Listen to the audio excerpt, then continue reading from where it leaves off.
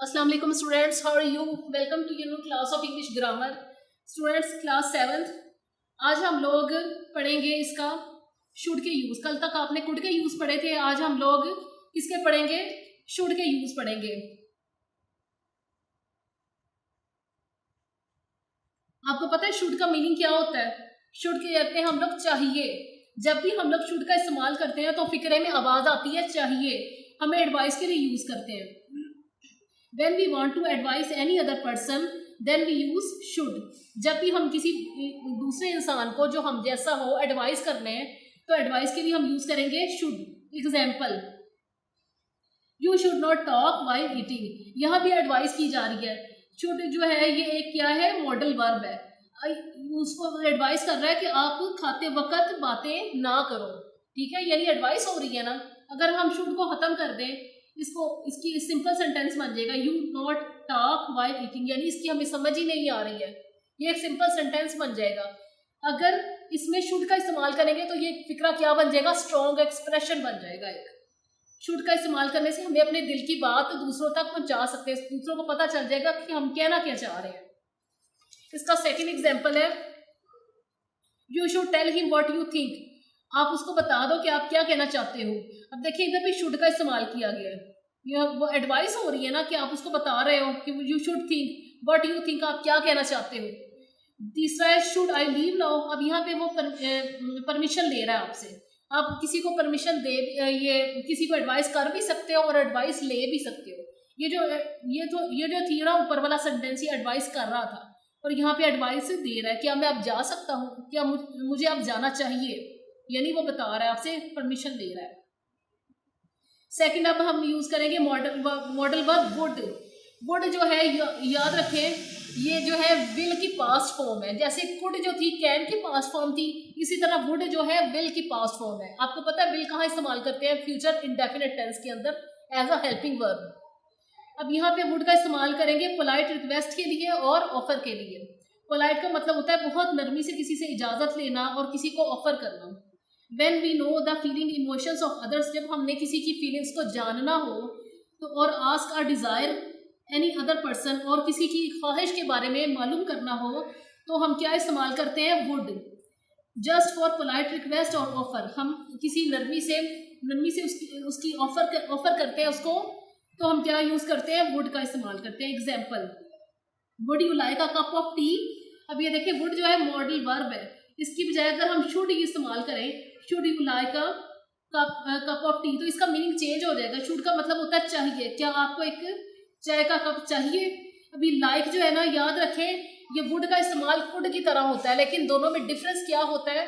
Difference ये होता है कि जब हम कुड का इस्तेमाल करते हैं तो हम सिर्फ ओनली पोलाइट रिक्वेस्ट करते हैं, लेकिन जब हम वुड का इस्तेमाल करते हैं तो हम रिक्वेस्ट करने के साथ साथ अपनी ख्वाहिश का इजहार भी कर रहे होते हैं।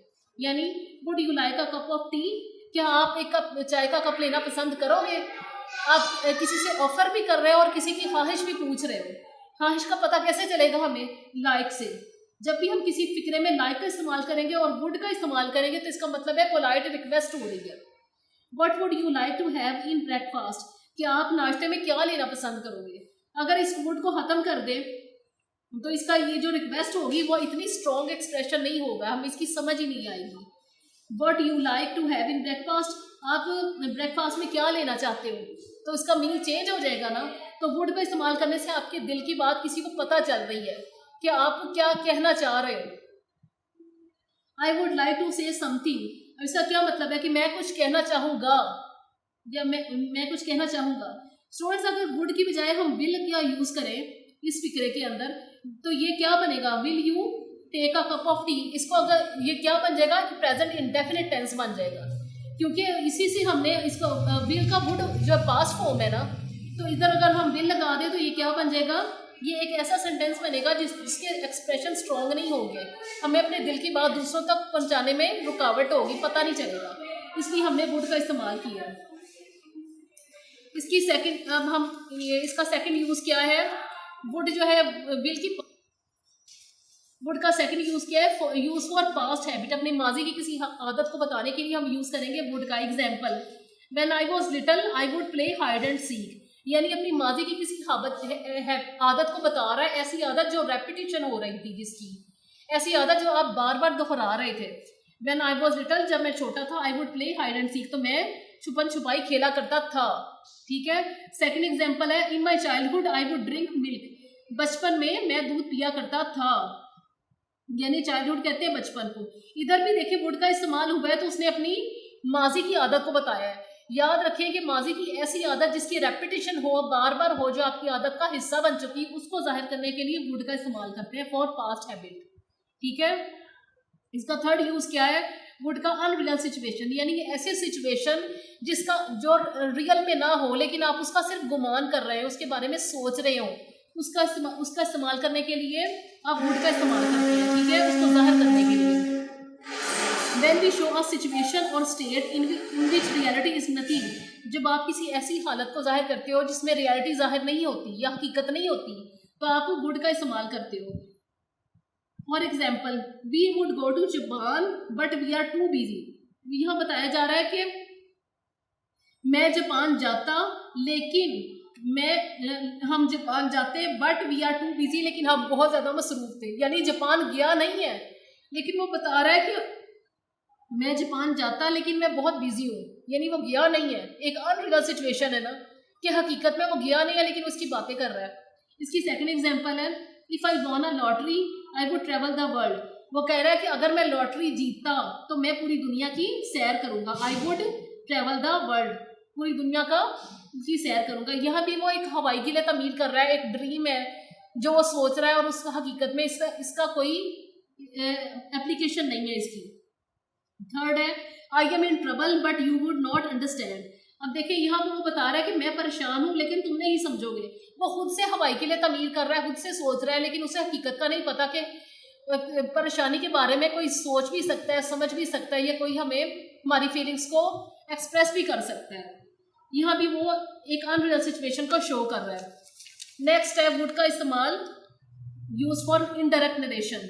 आपने पीछे भी नरेशन के बारे में पढ़ा था, वो किस में था, वो भी कुड में था। स्टूडेंट्स याद रखें, जब वुड का इस्तेमाल करते हैं तो इनडायरेक्ट नरेशन के लिए करते हैं। When we show the speaker past words, जब बोलने वाले के अल्फाज जो है वो माजी में हो, इन द प्रेजेंट, जब हम वो प्रेजेंट में बता रहे हों, then we use the word would, तो हम वुड का इस्तेमाल करते हैं। यानी किसी की कही हुई बात जो उसने माजी में कही हुई हो और हम उसका जिक्र किसी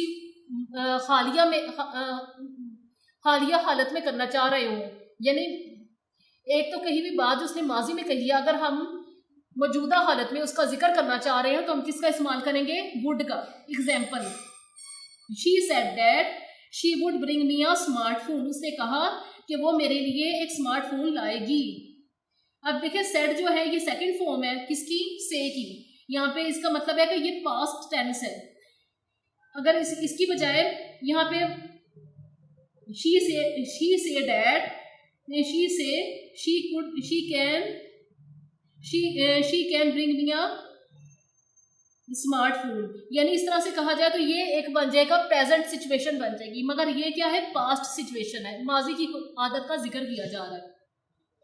He said that, उसने कहा कि he would speak the truth next time, यानी वो बताया जा रहा है कि वो दोबारा नेक्स्ट टाइम वो सच बोलने की आदत को अपना लेगा। ये इसने कब वादा किया था, माजी में, बहुत देर पहले, मगर मौजूदा हालत में उसका जिक्र कर रहा है कि इसने बच्चे ने ये बात भी पहले कही थी। स्टूडेंट्स अब हम नेक्स्ट मॉडल वर्ब पढ़ेंगे मे का मतलब होता है हो सकता है। आपने इससे मतलब कोई वर्ड पहले पढ़ा था मॉडल वर्ब? जी हाँ, आपने एक पढ़ा था कैन का मतलब है सकता है, सकती है, सकते हैं। लेकिन मे जो है हम यूज करते हैं ओनली फॉर फॉर्मल वे में, जब हमने किसी बड़े से, किसी स्ट्रेंजर से, किसी प्रिंसिपल से या किसी अजनबी से इजाज़त लेनी हो किसी काम की, तो हम यूज़ करते हैं मे। लेकिन याद रखें, हम जब भी मे का इस्तेमाल करेंगे तो हम बहुत रिस्पेक्ट के साथ करेंगे। क्यों? इसलिए कि हम अपने बॉस से, प्रिंसिपल से, टीचर से, किसी बड़े से परमिशन ले रहे हैं। उस टाइम वो हमारा कोई दोस्त नहीं है जिससे हम फ्रैंकली स्पीकिंग कर सकते हैं। हम सिर्फ उसका मे का इस्तेमाल तब कर सकते हैं जब हमने किसी ऐसे इंसान से परमिशन लेनी हो जिसको हम जानते तो हों लेकिन हमारा उससे क्लोज रिलेशन ना हो, कोई करीबी ताल्लुक ना हो, तब हम मे का इस्तेमाल करते हैं ओनली फॉर परमिशन, यानी इजाज़त लेने के लिए। फॉर एग्जाम्पल, मे आई कम इन, जब आप क्लास में आते हैं टीचर से परमिशन लेते हैं, मे आई कम इन, क्या मैं अंदर आ सकता हूँ, तो इसका मतलब है कि ये आप परमिशन ले रहे हैं ओनली विद रिस्पेक्ट, यानी इजाजत ले रहे हैं इज्जत के साथ। अब ये नहीं कहते कैन आई कम इन, क्योंकि टीचर आपकी फ्रेंड तो नहीं होती ना, आपसे बड़ी होती है उम्र में, आप रिस्पेक्ट के साथ उससे इजाजत लोगे तो यूज करोगे may I ask you a question, आपने किसी टीचर से क्वेश्चन पूछना है तो आप क्या बोलेंगे, क्या मैं आपसे एक क्वेश्चन पूछ सकता हूँ, यानी फॉर्मल वे में, जिससे आप थोड़ा सा रिजर्व रह के बात करते हैं ना, तो आप बोलते हैं फॉर्मल वे।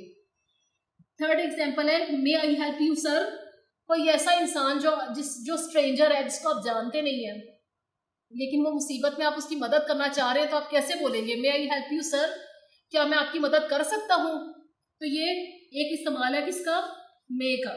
इसका सेकंड यूज क्या होगा, मे का सेकंड यूज है यूज फॉर पॉसिबिलिटी, यानी किसी ऐसी आदत के बारे में बताने के लिए जिसका चांस हो कि आप कर सकते हैं।